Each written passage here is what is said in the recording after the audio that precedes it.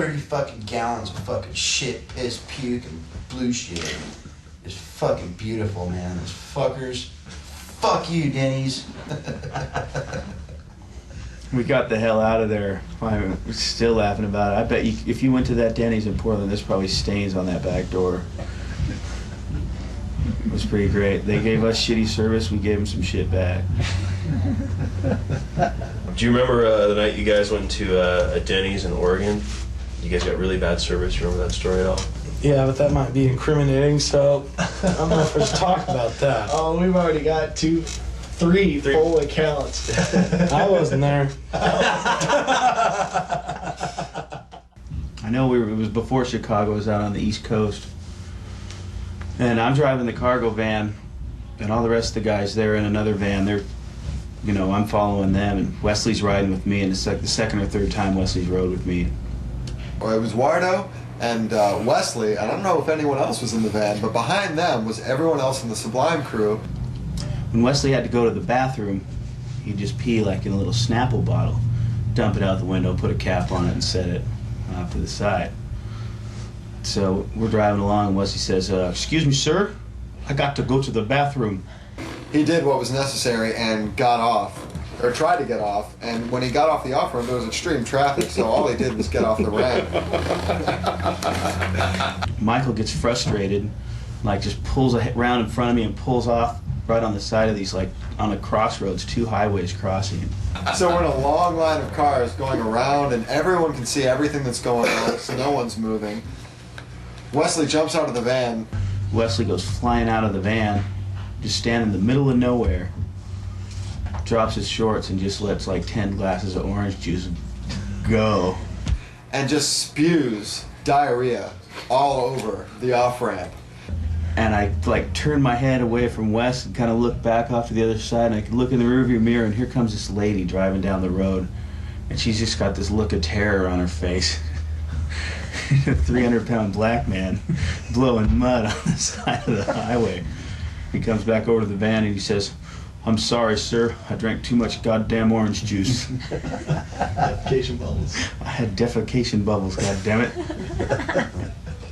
So Lou Dog has bitten more ass than Marv Albert. Lou Dog has bitten more ass than Marv Albert. Hey, that fucking dog, Louie, that little cocksucker, he bit my ass one Now day. listen, let's get to this real quick. I'll tell you what, Bring the dog in, Adam. Bring the dog in, Adam. Bring the dog in, Paulie. The dog is here, baby. The dog is here. The dog is here.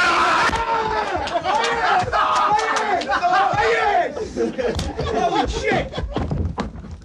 And we come out like this, and the dog is just sitting there. Paulie's runs out. This is a Halloween show. Bites him on the ass. He's going, ah, you know, the dog is bit to his ass. We're all like, what the fuck? And yo, Paulie's like, after the show, he's like, yo, man, he got me, man. He got me. The dog After got the shot. show, throughout the whole fucking show, I got a big fucking rip on my pants. This fucking big. The pants got fuck my ass. My pants, I paid $100 for. All right, so I see his ass bleeding, and I'm trying to grab the napkins. Oh, let me fix your ass. So, right, I'm fixing his ass, and Brad's sitting over there, and he's fucking drunk off his ass. I go, Seamus, come over here. Seamus just comes out. Who wants to get a fucking beating? We're gonna take care of this right now. I'm like, Brad. I'm Brad. He's like, yeah. Hey, I'm sorry, man. I'll give you a beating. No, I'm like, Brad, your fucking dog bit my friend. Bit my band member. Hey, he bites a lot of the people. dog Don't bit worry my about it. band He's member. got his shots. He's like, yeah, don't worry about it. Yeah, he bit him. He starts laughing. I go, yo, not for nothing. And Seamus is like this, like a pit bull.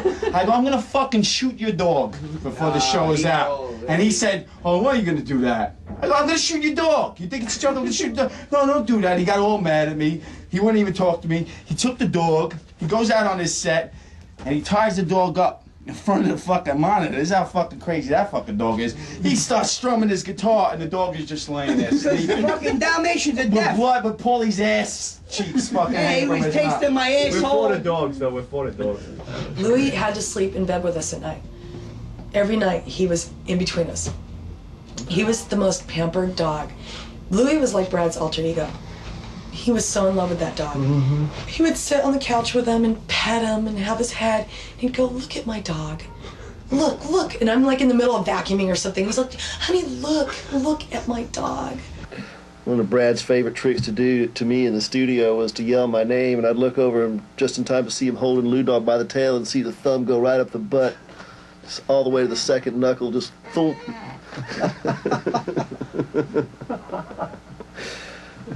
You could see that Louie really thought that they were there for him. He would strut around like, this is my gig.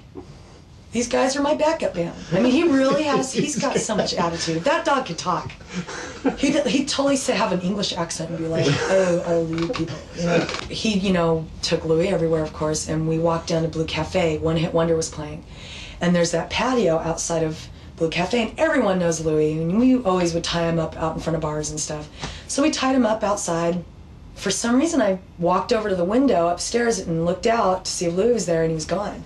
And Brad's like, and then right then we saw Eric walking in with Toby, and he's like, oh, Louie probably saw Toby and got loose and took off. And we didn't really panic, but we started to walk downstairs. We walked down and nobody had seen him, and all of a sudden, I mean, it went from, oh, Louie's gonna be okay, to just sheer panic. Finally, this transient guy was like, oh yeah, I saw some guy, you know, untie him and put him in the back of a black truck. Brad was dying. He just was freaking out. It's like 2 a.m, so he couldn't call, you know, the Humane Society or whatever. He stayed up all night on the couch just crying, so upset.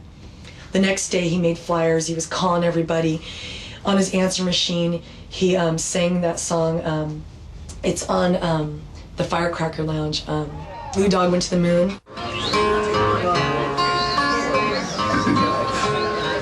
My little dog ran away the other day. Yeah, yeah, yeah, yeah. Yeah, yeah, yeah, yeah. I can't believe my little dog, Lou Dog, ran away. Yeah, yeah, yeah, yeah. Yeah, yeah, yeah, yeah. He packed his bags, got into a hot air balloon. Yeah, yeah, yeah, yeah. Yeah, yeah, yeah, yeah. And then my little dog, Lou Dog, sailed off to the moon. Yeah, yeah, yeah, yeah. Yeah, yeah. The guy who stole his friend had a conscience, and the next day was like, dude, let me take the dog for a walk, because he saw the tag. He walked down to the payphone and called the number, and the number was Brad's dad's number.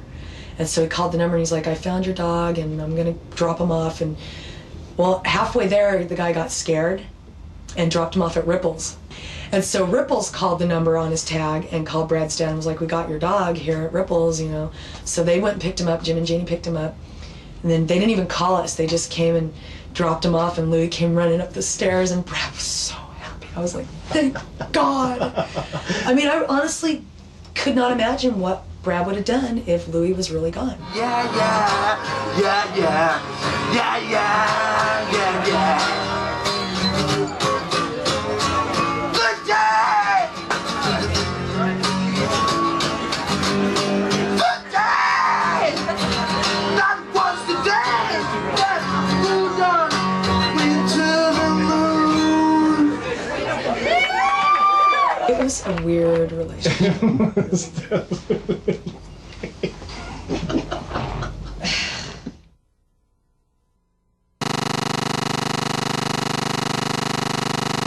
Long Beach has like a big history, man, of the bands it's rep. My biggest influences when I was a kid, man, because I walk and on that same street was Rent. I grew up kind of in the area of Eric, so I knew Eric when he was pretty young. And I used to hear him playing in his garage all the time. You know, I think it's really cool that we would have a small part in like having some influence on a band on a really, really talented band, you know. If I would have been younger and they would have been older, then I would have been influenced by them. Falling Out was definitely, which are from Long Beach, kind of grew up just going to their shows, and they're all old now, they're like 50. But, no offense, 48, but none taken. Their music was the best punk that I'd ever heard from Long Beach. His version's better. Oh, I have to admit that the Falling Idols version, I didn't play on it, maybe this is why, but it's pretty crappy. So Sublime did a way better job. Okay.